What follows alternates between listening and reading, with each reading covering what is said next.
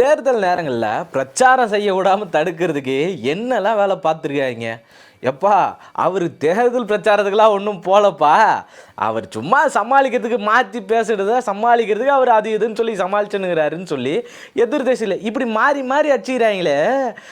யார் ஆட்சிக்கு வருவான்ற பெருங்குழப்பத்திலே இவங்கெல்லாம் போய் சேர்ந்துருவாங்க போல்.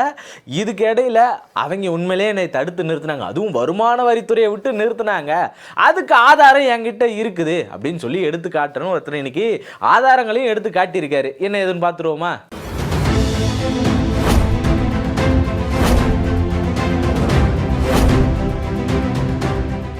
வணக்கம் ஃப்ரெண்ட்வுட்ஸ் மக்களே.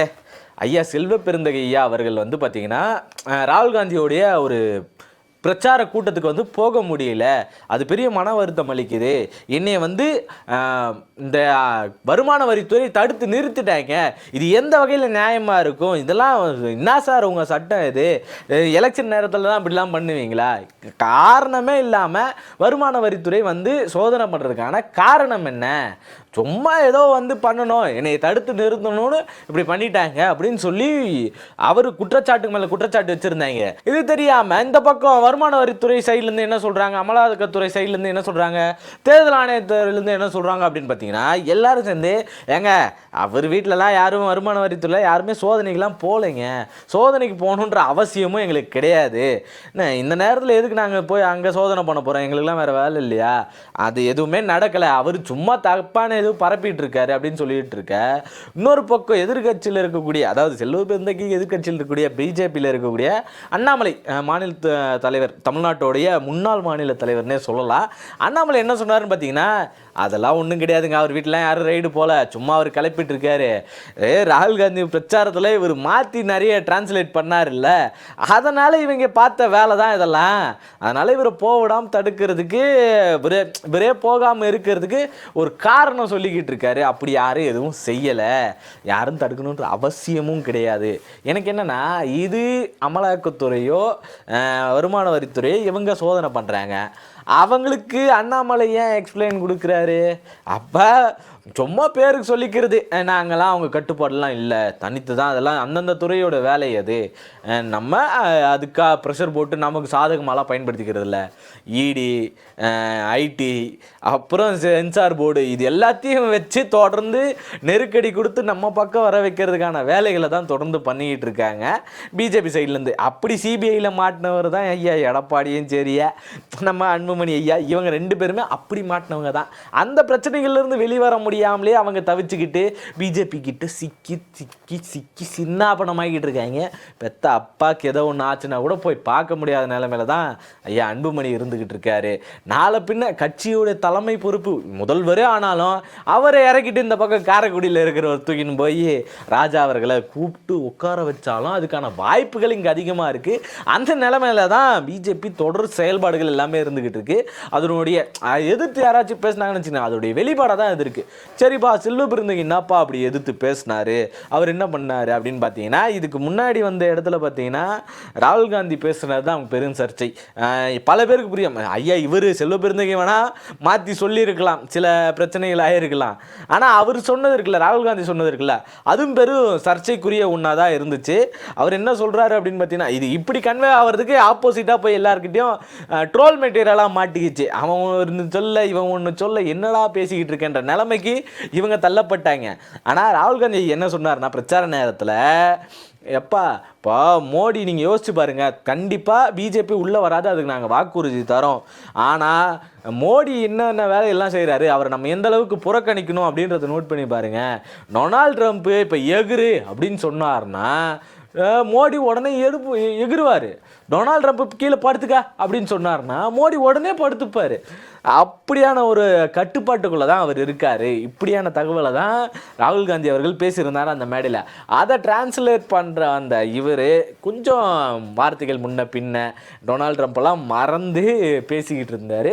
இது பெரிய சர்ச்சைக்குரியதாகவும் ட்ரோல் மெட்டீரியலாகவும் மாறிடுச்சு. அதுக்கு அடுத்த மீட்டிங்க்கு இதனால தான் இவர் வரல அப்படின்னு சொல்லி அண்ணாமலை ஒரு பக்கம் கட்டமைச்சார். இவங்க எல்லாருமே இப்படி கட்டமைச்சிக்கிட்டு இருந்த நேரத்தில் இன்றைக்கி பார்த்தீங்கன்னா அவர் ஒரு ஆதாரங்களை எடுத்து வெளியே விட்டார். அவர் எலெக்ஷனுக்கு அப்புறம் 24ஆம் தேதி நான் மொத்த ஆதாரங்களையும் காட்டுறேன், ஏன்னா இது பிரச்சார நேரங்களில் இருக்குது. அது மட்டும் இல்லாமல் பிரச்சாரம் பண்ணக்கூடாது, எந்த வகையிலையும் யாருக்கு ஆப்போசிட்டாகவும் யாருக்கு ஆதரவாகவும் எந்த ஒரு தகவலுமே வந்து பரப்பக்கூடாது அப்படின்றது தான் கட்டுப்பாடு, அதாவது எலெக்ஷன் கமிஷனோட கட்டுப்பாடு. அந்த கட்டுப்பாட்டின் அடிப்படையில் நான் இப்போ பண்ண முடியாது. 24ஆம் தேதி காலையில் 11 மணிக்கு நான் பண்ணிடுறேன், எல்லா ஆதாரங்களையும் நான் காட்டுறேன் அப்படின்னு சொல்லியிருந்தாரு. அதன் அடிப்படையில் இன்றைக்கி எல்லா ஆதாரங்களையும் வந்து அவர் காட்டியிருக்காருன்றது தான் தெரிய வந்திருக்கு. அதில் ரொம்ப கிளியராக பார்த்தீங்கன்னாலே தெரியும் யார் யார் வந்தாங்க போனாங்க அப்படின்றதெல்லாம் ரொம்ப தெளிவாக அதுலேயே இருக்குது. இப்போ ரைடுன்ற பேரில் அவரை உள்ளே வச்சு போட்டுறதுக்கான இவங்க என்னன்னா சேஃப்டிக்காக அந்த வெளியே இருந்த சிசிடிவி கேமராவை ஆஃப் பண்ணாமல் இருந்திருக்காங்க. அதனுடைய ஒரு வெளிப்பாடு தான். ஏன்னா உள்ளே வந்துட்டாங்கன்னா ஜாம் பண்ணுவாங்க, ஃபோன் யாருக்கும் பண்ணக்கூடாது, யாரும் எதுவும் பேசக்கூடாது, இப்படியான சூழலில் தான் இருந்திருக்கும். அப்படி தான் அவர் உள்ளே இருந்து ஒரு தகவலை மட்டும் பரப்பி விட்டுட்டு அதுக்கப்புறம் அவர் எதுவும் பேசலை. அந்த கேப்பில் வந்த தகவல்கள் தான் மற்ற எல்லாமே வந்து அவர் சும்மா போய் சொல்கிறாங்க, அவர் அப்படிலாம் சொல்கிறாங்க, அப்படி எந்த ஒரு ரைடும் நடத்தப்படலை இப்படின்னு சொன்னது இல்லாமல் அதுக்கப்புறம் நடந்தது தான். ஆனால் இவர் அந்த சர்வைலன்ஸ் கேமராவை சிசிடிவி கேமரா ஆஃப் பண்ணாமல் இருந்தது அது ஒரு பெரிய ப்ளஸ்ஸாக இவருக்கு அமைஞ்சு போச்சு. யாரெல்லாம் வந்தாங்க இந்தியில் வந்து என்னெல்லாம் பேசிகிட்டு இருந்தாங்க. அப்போ அமலாக்கத்துறையோ இல்லை ஐடி ரைடோ, அதாவது இன்கம் டேக்ஸோ எதுவும் வந்து ரைடு நடத்தலை அப்படின்னா அப்போ அங்கே வந்தது யார் செட் பண்ணி அவரை உள்ளே அமுச்சு விட்டாங்க? இந்த வேலையெல்லாம் இருக்குது. இன்னொரு பக்கம் ஒரு கிண்டலாக என்ன போயிட்டுருக்குன்னா, இவர் வந்தால் ராகுல் காந்தி பேசுகிறது எப்படி மாற்றி மாற்றி பேசிக்கிட்டு இருக்காரு. அப்போ இவர் வராமல் இருக்கணும்னா நம்மளே யாராச்சும் செட் பண்ணி அவரை உள்ளே அடக்கிற மாதிரி அடக்கிடுவோம், நமக்கு ப்ளஸ்ஸாக போயிடும் அப்படின்ற ஒரு கண்ணோட்டத்துலேயும் இன்னொரு பக்கம் தகவல்களும் பரவிட்டு இருக்கு. இப்படியான சர்ச்சைகள் கிளம்புன இவர் இன்னைக்கு ஆதாரங்களை நிறைவேற்றிருக்காரு. இது ஒரு தோல்வியின் பயம், அந்த பயத்தோடைய அறிகுறியாக தான் இது எல்லாத்தையும் பண்ணிட்டு இருக்காங்க. ராகுல் காந்தியை பேசுறது தடுக்கணும், டிரான்ஸ்லேட்டர்னு ஒரு ஃபிக்ஸ் பண்ணி வச்சுருப்பாங்க. அந்த நேரத்தில் அவர் வரல அப்படின்றப்ப தேடி அலைஞ்சிக்கிட்டு இருக்கிறது, இல்லை அந்த இடத்துல ஒரு பதட்ட சூழலை கொண்டு வரதோ, அவங்கள பேச விடாமல் தடுக்கிறதோ, இப்படியான சூழலை கையாளுறது, அவங்கள நிலக்குலையே வைக்கிறதுக்கான ஒரு வேலையை பார்க்கறது யாருன்னு பார்த்தீங்கன்னா அது பாஜக, ஆளும் பாஜக அரசு கண்டிப்பாக செஞ்சுக்கிட்டு இருக்கும். மத்தியில் ஆடுற ஒன்றிய அரசு கண்டிப்பாக செய்யக்கூடிய ஒன்றா தான் இருக்குது. அதோட கைக்கூலிகளாக தான் இவங்க எல்லாரையும் பயன்படுத்திக்கிறாங்க. அதன் வழியில் தான் இது இருக்குது. ஆனால் நீங்கள் யோசிச்சு பாருங்கள், இந்த நேரத்தில் அப்படி ரைடு பண்ணதுக்கான அவசியம் கிடையாது. அப்படி ரைடு பண்ணாலும் அதுக்கான தேவைகளும் கிடையாது, பண்ணவும் கூடாது கூட. ஆப்போசிட்டாக எதுவும் நடக்கவே கூடாது. எலெக்ஷன் நேரத்தில் இப்படி பண்ணுறது பாருங்கள், அவங்களாம் மோசமானவங்க ரைடு நடத்துகிறாங்க. இப்போ ஏதோ ஒரு காரணம் இல்லாமல் ரைடு நடக்காதுல்ல. ரைடு நடந்தாலே ஒரு பதட்ட சூழல் மக்கள்கிட்ட போய் ஏற்பட்டுரும். அப்படியான சூழலை தான் இன்றைக்கி வச்சுருக்காங்க. அதை ஏற்படுத்தும் விதமாக தான் இது செயல் இருந்திருக்கு. அதை வேலையை தான் பார்த்துருக்காங்க. எல்லாருக்குமே ரொம்ப தெளிவாக தெரிஞ்சிருக்கு. ஆக மக்களே, நீங்கள் முடிவெடுக்கிறதெல்லாம் தாராளமாக முடிவு எடுத்திருப்பீங்க அப்படின்னு தெரியும்.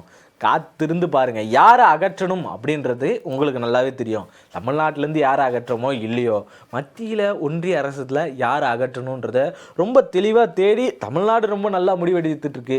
மற்ற சைடில் இருக்க எல்லாரும் சேர்ந்து முடிவு எடுத்தாங்க அப்படின்னா அதுக்கு ஒன்றிணைந்து கொண்டு வரப்பட்ட அந்த தொகுதி மறுவரையீடாக இருக்கட்டும், இப்படி அடுத்து இதை எப்படி தடுத்து நிறுத்தணும், அந்த தொகுதி மறுவரையீட்டை எப்படி தடுத்து நிறுத்தினாங்களோ அதனுடைய அடுத்த பின்னணியாக தொடர்ந்து வரக்கூடிய அவங்களுக்கு எதிர்ப்பான எல்லா சக்தியும் நம்ம இருப்போம்.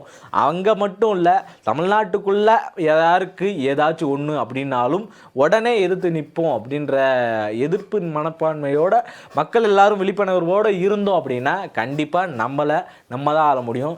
சிஎம்மாக யார் உக்காந்தாலும் சரி, மக்களாட்சி தான் அங்கே நடக்கும். எதிர்க்கிற நிலைமையில் நம்ம வந்துடணும் அப்படின்ற நிலையோடு நான் கேட்டுக்கிறேன். நன்றி, வணக்கம்.